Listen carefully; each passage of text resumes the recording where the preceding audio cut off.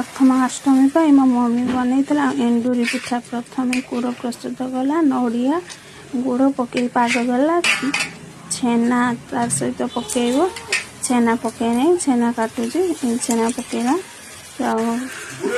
अलैच तापर अरुआ चाउल बिरी 8 घंटा भिजा हो रही पानी देकी अल्प अल्प पानी देकी पिठो गली प्रस्तुत कला ग्राइंडिंग करदेला।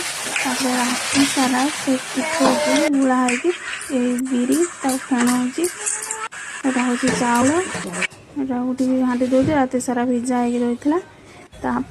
गोटे कड़े पानी देकी गोटे एमती छांच जो थी से छांच को देवे।